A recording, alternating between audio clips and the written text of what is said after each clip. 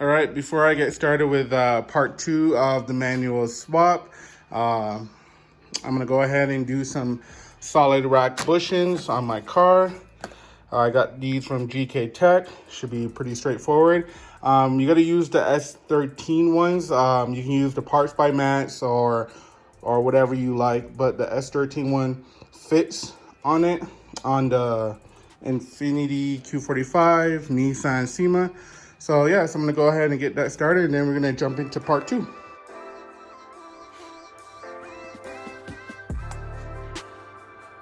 All right, guys, so we got our Collins adapter in. I am going to be unboxing it here shortly. In the meantime, check out some of our decals or slaps for the team. Anyways, but I got my transmissions. I got 2 of them. They're one's from a 2004, one's from a 2006. Have the flywheel, flex plate all bolted up.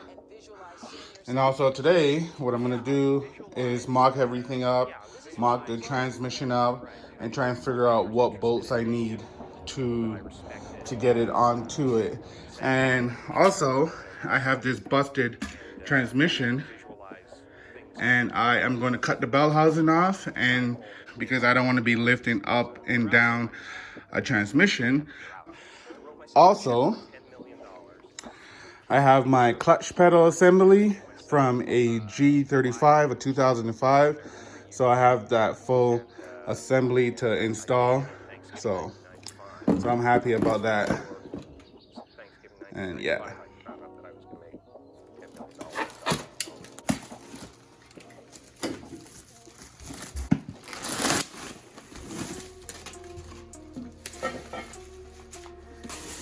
Ah, yeah, there they are.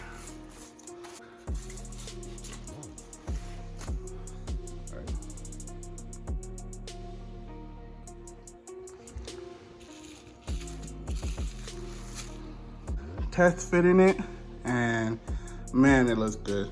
Along with the action clutch flywheel. Mount this up and bolt it down with the supplied hardware and go from there. The adapter plate lines up perfectly. All the hardware supply, and you know, you're ready to go. So next step.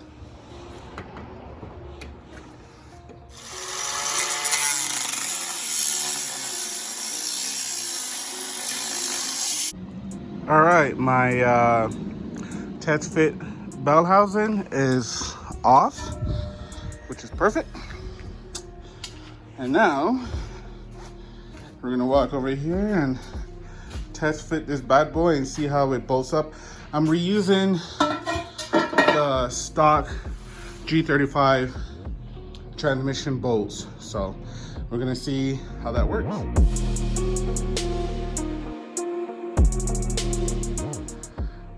All right, so after I cut the bell housing off, you see how much debris I had to cut, and I'm lucky that I have a test bell housing, and you can see here where I marked here and here. So in between here is where you have the clearance. So this the stock vh45, or not 45, vh41 starter here. So I'm gonna go ahead and bolt this on, and you can see how it matches up. All right, so I'm gonna test fit the bell housing. As you can see, I cut my bell housing, and I already cut the spot out for the stock starter right here. So now I'm gonna test fit this with everything, you know, fully assembled. Trying to get the dowel pin to line up. Of course, it's not gonna go on very smoothly right now. All right, getting the dowel pin lined up. All right, there we go, we're on. We're nice and flush. These bolts are only temporary. These are the G35 stock bell housing bolts. Let me just put these on, get them in started by hand.